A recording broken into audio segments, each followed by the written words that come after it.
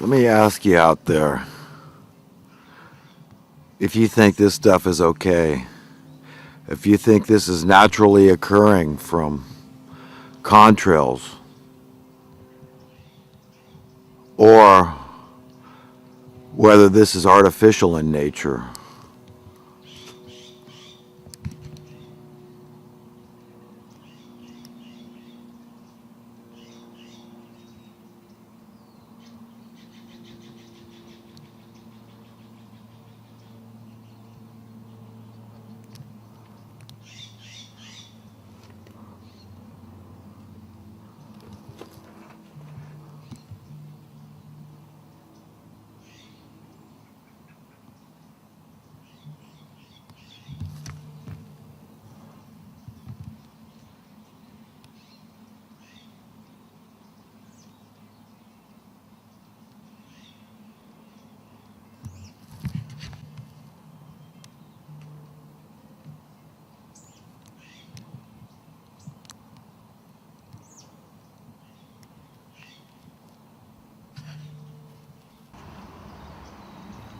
I'm here in Chico, California at this beautiful park, part of the Bidwell Park known as 1 Mile locally.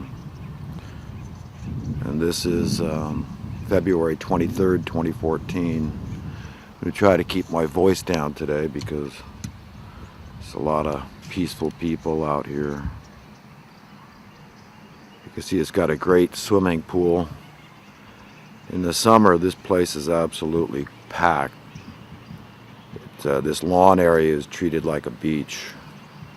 And they've got restrooms back there, as you can see, and a concession stand that's open part of the year.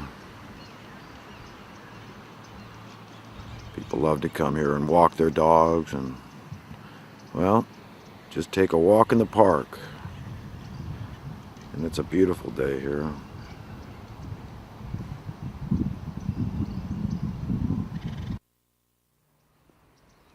Hey out there.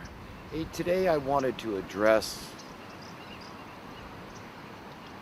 overpopulation. True or false? And I wanted to be as scientific as possible and really just be honest.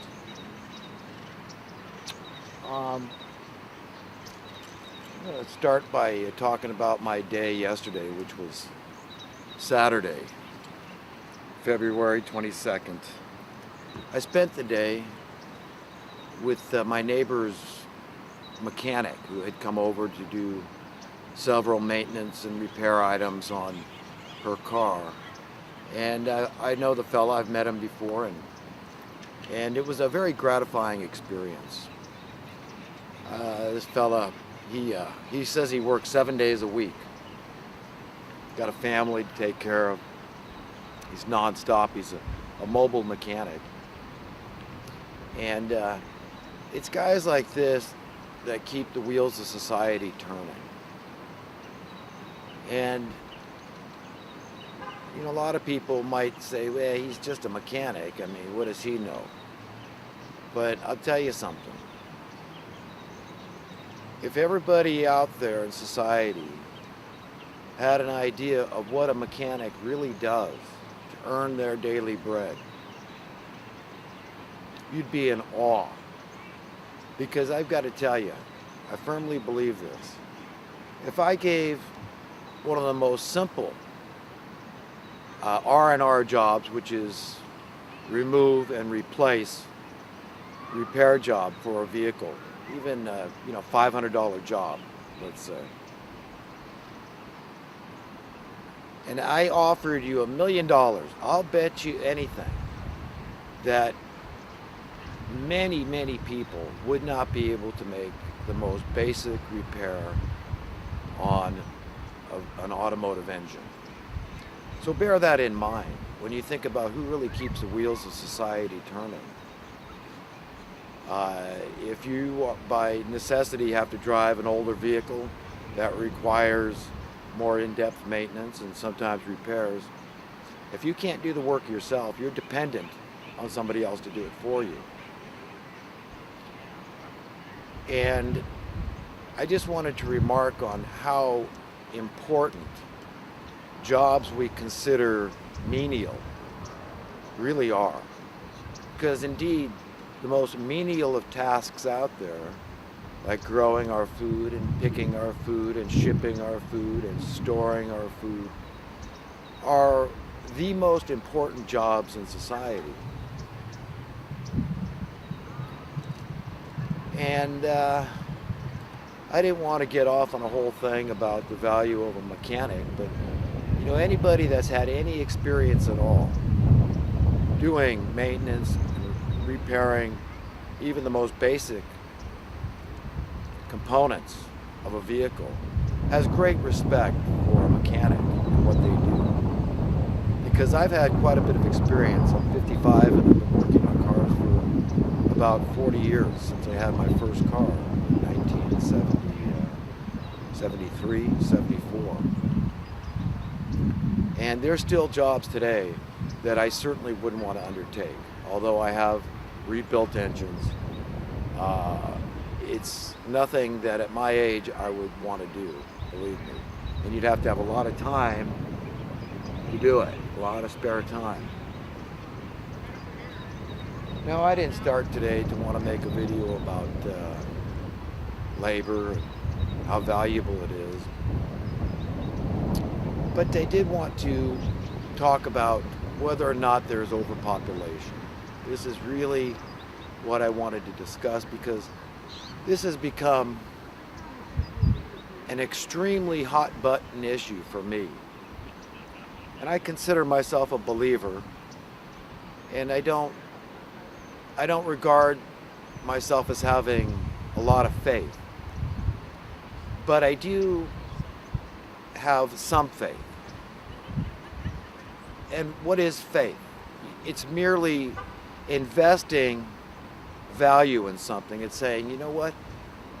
If I'm going to pray, that's kind of an act of faith right there. And anybody that just prays to themselves silently and goes in the closet of their heart and their mind and their spirit and their soul and says, God, you know what? If you're real, I'm just asked, if you're real, just let me know. Talk to me in whatever way that I might be able to perceive you and hear you and what you're trying to convey to me, and help me to understand about your character and your nature, so that I could be more like you and so that I can cope in a world full of pain, in a world full of unnecessary human suffering.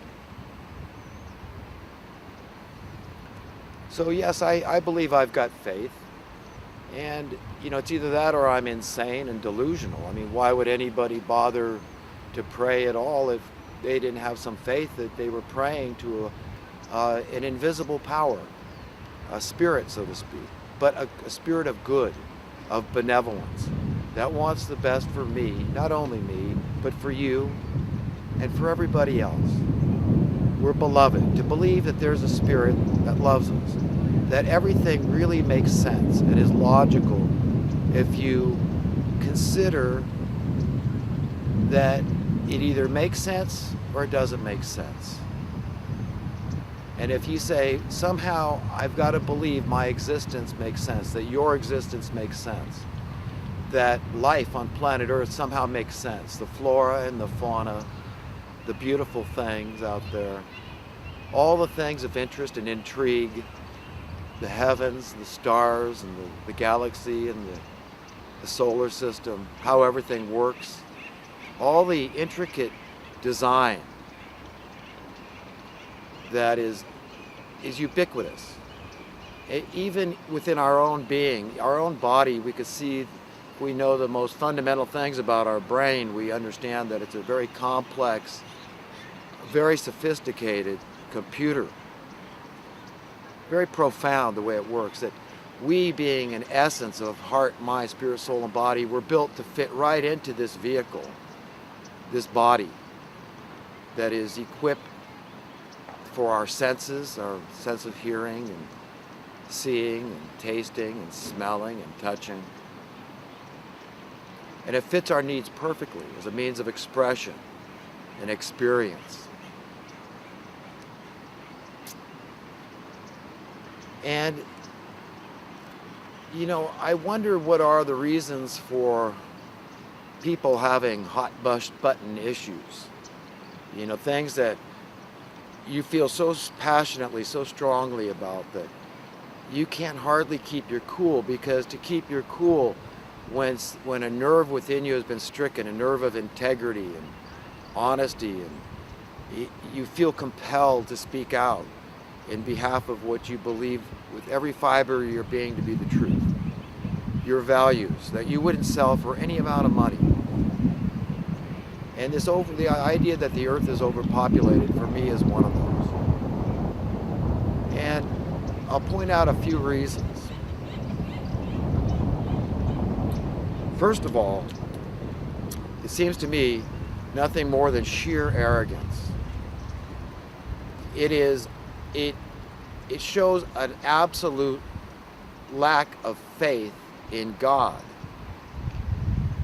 because you're saying and suggesting that, well, this God that set the universe in motion, laid out the galaxies, set our solar system in motion, that created all life on Earth, because it doesn't make sense that life would just appear for no reason, that we'd have all this intricacy that just fits together for no reason. It's like saying, well, you could scatter the parts of a watch on a workbench, and somehow in a billion years of earthquakes and volcanoes and floods, somehow it'll assemble itself into a working unit. It just doesn't happen. Or take a junkyard and say, it's like saying, hey, you stick all these cars and parts in a turbine, and we're going to come out with this fine automobile. It doesn't make any sense at all, folks. So, first of all, I've got to be talking to people that have some semblance of belief, some semblance of faith, and say, you know what? I've got to believe somehow this all makes sense. And in which case, this God is a very powerful and competent and intelligent God that knows what he's doing. And then when this earth reaches a point of population that he's satisfied with, then he simply pulls a life force, because he owns a life force. And he can do that. He has that power and that control, that authority to say, now's the time. And I pull on the plug. No more fertility. It's that simple to understand. It's like Jesus said, it requires no more than the ounce, the faith of a mustard seed. One of the smallest seeds, he said, in the garden. And that's all that it requires. And we've all been endowed with that much faith, just to believe that it is possible indeed, that there really is an almighty, all-powerful creator God, a sovereign, a sole proprietor, owner of the universe and every atom contained therein. And we're a part of that. We're a very special part. We as human beings made in the image and likeness of God are called to emulate, to imitate, to try to be like this God Almighty. And another thing a believer must have is to believe this God is a good God, and good cannot be bad. Reminds me of what Jesus said. I believe it was Jesus or King Solomon perhaps, but he asked the question, do fresh and bitter water come from the same stream? And you've got to say no. I mean, you could argue the point and say, well, what if fresh water's coming out of this tributary and bitter water comes out of this one, and they merge and it becomes fresh and bitter water. But at the end of the day, you've got to admit that it's predominantly one or the other. So the point being that God cannot be bad and good. God can only be good. It's sort of like this: either you've told the truth or you've lied. It cannot be both ways.